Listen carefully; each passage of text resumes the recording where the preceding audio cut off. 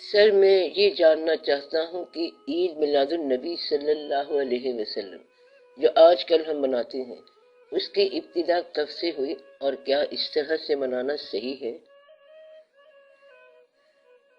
یہ سوال بہت اچھا ہے اور اس کے پیچھے جو فکر ہے وہ قابل غور ہے۔ پہلے تو آپ یہ دیکھیں کہ آپ یہ کہہ رہے ہیں کہ آج کے دن حضور پاک صلی اللہ علیہ وسلم کی ولادت ہوئی، یعنی آپ صلی اللہ علیہ وسلم آج کے دن آئے، لیکن حضور پاک صلی اللہ علیہ وسلم آج کے دن تو نہیں آئے۔ آج جو دن ہے وہ 1987 کے نومبر کے مہینے کا دن ہے۔ حضور پاک صلی اللہ علیہ وسلم کی ولادت کا دن تو ایک تھا۔ مسلمانوں کے لیے یہ غور کا مقام ہے کہ جب ایک مبارک دن آیا تو اس دن کو کسی اور دل میں متوا کر دیکھنے کی جو خواہش ہے وہ عقیدت میں تو اضافہ کرتی ہے لیکن صداقت میں اضافہ نہیں کرتی۔ آپ کی عقیدت بالکل ٹھیک ہے۔ آج کا یہ جو دن ہے اس کے بارے میں ہم کہتے ہیں کہ آج کے دن حضور صلی اللہ علیہ وسلم تشریف لائے، تو یہ دن آج کا دن تو نہیں ہے۔ آپ صلی اللہ علیہ وسلم تو کچھ عرصہ پہلے ربیع الاول ہی کے مہینے میں تشریف لائے۔ آپ صلی اللہ علیہ وسلم کی ولادت اسی دن کا واقعہ ہے، لیکن وہ آج سے پہلے کا واقعہ ہے۔ تاریخ میں کوئی بھی دن، کوئی بھی ساتھ دوبارہ نہیں آتی، اس بات کا ضرور لحاظ رہے۔ آپ یہ جو آج عید میلاد النبی صلی اللہ علیہ وسلم منا رہے ہیں وہ یاد کے طور پر منا رہے ہیں، یہ دن آج کا نہیں ہے۔ اب اس بات پر ذرا غور کریں۔ جب اس پر غور کریں گے تو پتہ چلے گا کہ ہم اس دن کو یاد کے طور پر مناتے رہے اور تقریب کے طور پر منا رہے ہیں۔ بزرگان دین کے زمانے میں اسے تقریب کے طور پر نہیں منایا گیا، یہ کوئی ریسنٹ ہسٹری ہے۔ یہ واقعہ قریب کے دور میں یعنی ماضی قریب میں ہوا ہے، یعنی ماضی قریب میں اس دن کو اس طرح منایا گیا ہے۔ پہلے بھی میلاد ہوتے تھے، یعنی حضور پاک صلی اللہ علیہ وسلم کو یاد کرنا، نعت پڑھنا اور حضور پاک صلی اللہ علیہ وسلم کی سیرت پر ایک دن مقرر کرنا۔ میں اس جلوس کی بات کر رہا ہوں، ان واقعات کی بات کر رہا ہوں جن کا انداز حضور پاک صلی اللہ علیہ وسلم کی پسند کے علاوہ ہے۔ اس جلوس کو حق نہیں پہنچتا کہ حضور پاک صلی اللہ علیہ وسلم کے نام پر نکالا جائے، کیونکہ اس کا انداز آپ صلی اللہ علیہ وسلم کی پسند کے علاوہ ہے۔ اور اگر ہمیں خوشی کا کوئی موقع ملے تو نور کو واپنا کی روشنی سمجھتے ہیں۔ نور تو نور ہوتا ہے، اس کا روشنی سے تعلق نہیں ہے۔ یہ روشنیاں تمہارے زمانے کی ہیں۔ بعض اوقات کسی کو کوئی خواب آیا، خیال آیا، عرفان ہو گیا یا مکاشفہ ہوا، اس سے اگر پوچھیں کہ آپ کو کیا محسوس ہوا تھا، کہے گا میں ایک محفل میں گیا، وہاں کیا تھا، نور ہی نور تھا۔ کیسے؟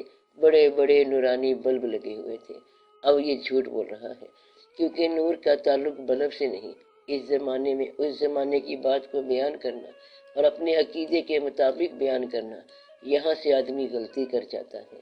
ایک بات یاد رکھیں کہ مشاہدہ عین حق ہوتا ہے۔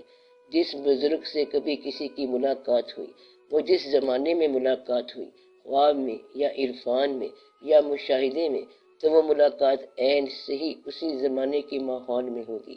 یا آپ کے زمانے میں اگر وہ زندہ جاوید ہے تو آپ کے زمانے میں وہ آپ جیسی کوئی بات بتا کر چلا جائے گا۔ اس لیے آپ کا یہ سوال کہ میلاد کب سے منایا جا رہا ہے، تو یہ حال ہی میں واقعہ ہوا ہے۔ میلاد منانا اچھی بات ہے، لیکن بات غور طلب ہے۔ میلاد منانے کا طریقہ یہ ہے کہ تم درود شریف پڑھو، باوضو بیٹھے رہو، حضور پاک صلی اللہ علیہ وسلم کے نام پر لوگوں پر رحمتیں کرو اور دشمنوں کو معافی دو اور دوستوں سے معافی مانگو۔ کہنے کا مطلب یہ ہے کہ صرف جلوس نکال لینا میلاد نہیں ہے، یہ صرف تقریب کے طور پر ہے۔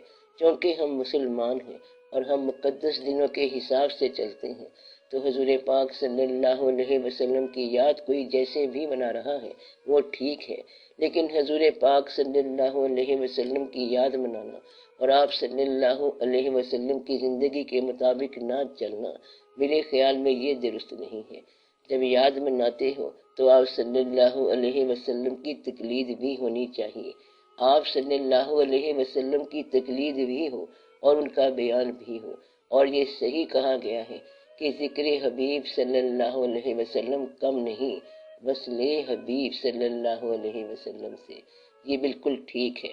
اگر ذکر حبیب صلی اللہ علیہ وسلم وصل حبیب صلی اللہ علیہ وسلم نہ دے، اگر ذکر حبیب صلی اللہ علیہ وسلم وصل حبیب صلی اللہ علیہ وسلم نہ بنے، تو اس پر دوبارہ غور کرو کہ کیا ذکر کر رہے ہو، کہیں ایسا نہ ہو کہ دوبارہ ذکر کرنا پڑ جائے۔ مقصد یہ ہے کہ حضور پاک صلی اللہ علیہ وسلم کے نام پر دو علیحدہ بیانات ہو رہے ہیں، یہ غور طلب بات ہے۔ اصل بات کیا ہے اس کو ذرا دیکھنا پڑے گا۔ تو یا رسول اللہ صلی اللہ علیہ وسلم کہنے اور یا رسول اللہ صلی اللہ علیہ وسلم نہ کہنے پر تمہارے ملک میں بڑا جھگڑا ہو چکا ہے، اس پر ذرا غور کرنا چاہیے۔ دیکھنا یہ ہے کہ عشق اور محبت کیا پیدا کر رہے ہیں۔ حضور پاک صلی اللہ علیہ وسلم کے معاملے میں یہ غور طلب بات ہے۔ لوگ کہتے ہیں کہ آپ صلی اللہ علیہ وسلم سے محبت جو ہے، یعنی حضور پاک صلی اللہ علیہ وسلم سے جو محبت ہے وہ اسلام سے محبت ہے، لیکن اسلام سے محبت اور حضور پاک صلی اللہ علیہ وسلم سے محبت برابر نہیں ہو سکتی۔ محبت میں ذات کا ہونا ضروری ہے، تقلید کے لیے مذہب کا یا قانون کا ہونا ضروری ہے۔ اسلام کی اطاعت ہو سکتی ہے، محبت ذات سے ہوگی۔ اب بات سمجھ آ گئی آپ کو؟ اطاعت کس کی ہوگی؟ ڈسپلن کی، قانون کی اور بیان شدہ شریعت کی۔ محبت صرف ذات سے ہوگی۔ تو محبت کا تقاضا کیا ہے؟ محبت کا تقاضا یہ ہے کہ جہاں سے منع کیا گیا ہے وہاں منع ہو جاؤ، اور جہاں چلنے کا حکم دیا گیا ہے وہاں چل پڑو، اور رمل اور عمل سے منع کیا گیا ہے، رمل اور عمل بند کر دو۔ وہ آپ کرتے نہیں ہیں، بلکہ قرآن سے فالے نکالتے ہیں۔ آپ رملیات کرتے رہتے ہو، عملیات کرتے رہتے ہو۔ مقصد یہ ہے کہ جس بات سے آپ کو حضور پاک صلی اللہ علیہ وسلم نے منع کیا ہے، آپ اس بات سے منع نہیں ہوئے۔ آپ کو منع کیا گیا کہ مزار پرستی نہ کرو، لیکن آپ نہیں باز آ سکتے، آپ مجبور ہیں۔ کہتے ہیں محبت زیادہ ہو گئی ہے، اس لیے اب ہم مزار پرستی سے پرے نہیں رہتے۔ آپ کو منع کیا گیا بہت ساری باتوں سے، اور آپ ان باتوں سے منع نہیں ہوتے، اور آپ لوگ اس نام کا اور ذات کا سہارا لے کے آپ صلی اللہ علیہ وسلم کی ذات کے کسی بتائے ہوئے اصول کے علاوہ عمل کر جاتے ہیں۔ اس لیے یہ غور رہے کہ میلاد النبی صلی اللہ علیہ وسلم اصل میں یہ ہے کہ آپ صلی اللہ علیہ وسلم کے فرمان پر عمل کیا جائے۔ یہ جلوس کا نام نہیں ہے، روشنی کا نام نہیں ہے، اور بلب لگانے کا نام نہیں ہے۔ اصل میلاد حضور پاک صلی اللہ علیہ وسلم سے محبت کے نام پر ملت اسلامیہ یا امت محمدی صلی اللہ علیہ وسلم کی طرف رجوع کرنا اور اس میں ایک اجتماع پیدا کرنا ہے۔ ہمارے ہاں جتنے بھی سلاسل آئے ہیں، ان میں حضور پاک صلی اللہ علیہ وسلم کی محبت کے مختلف طبقے آئے ہیں اور مختلف انداز آئے ہیں۔ کوئی حضور پاک صلی اللہ علیہ وسلم کی محبت میں قوالی کر رہا ہے، اور کوئی درود شریف پڑھ رہا ہے، کوئی تنہا پڑھ رہا ہے، اور کوئی انجمن میں بیٹھا ہے۔ یہ سارے اپنی جگہ ٹھیک ہے، لیکن میں نے آپ کو پہلے بھی بتایا تھا کہ اس سے ملت منتشر ہو گئی۔ حضور پاک صلی اللہ علیہ وسلم کی یاد کا کوئی ایسا فارمولہ نکالو کہ جس سے ملت ایک ہو جائے۔ یہ تو کوئی بات نہیں کہ آپ اکیلے ہی فلاح پا جاؤ۔ اگر آپ کا بھائی دوزخ میں گیا تو کیا یہ آپ کے لیے اچھی خبر ہوگی؟ دعا یہ کرو کہ تم جنت میں اپنے بھائی سمیت جاؤ۔ کون سا بھائی؟ وہ جو گمراہ ہو گیا ہے۔ اس لیے جنت میں جانے والے وہ لوگ ہوں گے جو دوسرے کی فلاح چاہیں گے۔ حضور پاک صلی اللہ علیہ وسلم کی یہ بات دیکھو کہ آپ صلی اللہ علیہ وسلم نے کسی کے لیے بد دعا کرنے کے موقع پر بھی بد دعا نہیں فرمائی۔ حالانکہ موقع تھا کہ جو شخص، جو ملت، طبقہ یا جو سوسائٹی اس وقت آپ صلی اللہ علیہ وسلم کے ساتھ بے انتہا زیادتی کر رہی تھی، اور اللہ کی طرف سے آپ کو اجازت تھی کہ آپ کہیں تو اس بستی کو غرق کر دیا جائے، تو آپ صلی اللہ علیہ وسلم نے کیا فرمایا؟ یہ سن کر رحمت للعالمین نے ہنس کے فرمایا کہ میں اس دہر میں قہر و غضب بن کر نہیں آیا، صلی اللہ علیہ وآلہ وسلم۔ آپ صلی اللہ علیہ وسلم نے فرمایا کہ اس بستی کو تباہ نہ کیا جائے، کیونکہ اگر یہ لوگ مسلمان نہیں ہوئے تو ان کی اولادیں ضرور مسلمان ہو جائیں گی، اور پھر ایسا ہی ہوا کہ ان لوگوں کی اولادیں مسلمان ہو گئیں۔ مطلب یہ ہے کہ آپ صلی اللہ علیہ وسلم نے کبھی بھی کسی بھی مقام پر اپنا ذاتی انتقام نہیں لیا۔ اے مسلمانان عالم، آپ سوچو، کیا آپ کے دلوں میں کوئی انتقام کا جذبہ ہے؟ اور اگر آپ کے دلوں میں انتقام کے جذبات ہیں تو دل بنانے سے بات نہیں بنے گی، دل کو صاف کرنے سے بات بنے گی۔ کیا آپ کے دل سے انتقام نکل گیا ہے؟ کیا آپ کے دل میں سے دنیا میں ٹھہرنے کا لالچ نکل گیا ہے؟ اور کیا آپ کی زندگی حضور پاک صلی اللہ علیہ وسلم کی زندگی کے قریب رہنا چاہتی ہے؟ فرض کرو کہ آپ کو مل جائے اور یہ اختیار مل جائے کہ دونوں میں سے ایک چیز چن لو، ایک طرف پیسہ ہے اور ایک طرف غریبی ہے، اور غریبی کے ساتھ حضور پاک صلی اللہ علیہ وسلم کی محبت ہے، تو آج کے زمانے میں بہت کم لوگ ایسے ہیں جو غریبی اور حضور پاک صلی اللہ علیہ وسلم کی محبت کو اکٹھا قبول کریں گے۔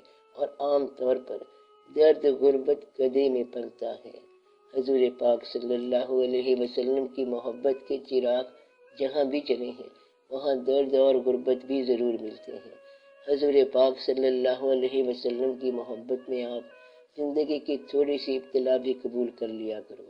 اگر آپ کے اندر جائز ناجائز خفیہ اور غیر خفیہ دولت کو حاصل کرنے کا جذبہ بند ہو جائے تو حضور پاک صلی اللہ علیہ وسلم کی محبت بڑھ جاتی ہے۔ آپ اپنے بھائیوں کے لیے دعا کرو تو حضور پاک صلی اللہ علیہ وسلم کی محبت بڑھ جاتی ہے۔ جس شخص نے رشتہ داروں اور قرابت داروں سے قطع تعلق کر لیا تو حضور پاک صلی اللہ علیہ وسلم کے مزاج میں وہ پسندیدہ شخص نہیں ہے۔ صلہ رحمی اور قطع رحمی کا پورا مضمون آپ صلی اللہ علیہ وسلم نے فرما دیا ہے۔ حضور پاک صلی اللہ علیہ وسلم نے واضح طور پر فرما دیا ہے کہ کس طرح آپ نے لوگوں کو ڈیل کرنا ہے۔ حضور پاک صلی اللہ علیہ وسلم کی محبت یہ ہے کہ اللہ کی اطاعت کی جائے، اور اللہ کی محبت یہ ہے کہ حضور پاک صلی اللہ علیہ وسلم کی اطاعت کی جائے اور ان سے محبت کی جائے۔ اس راستے پر چلنے سے یہ بات سمجھ آتی ہے کہ عید میلاد النبی صلی اللہ علیہ وسلم کی جو تقریب ہم منا رہے ہیں یہ بھی تھوڑا عرصہ پہلے کی بات ہے، اس کے پیچھے سند نہیں ہے۔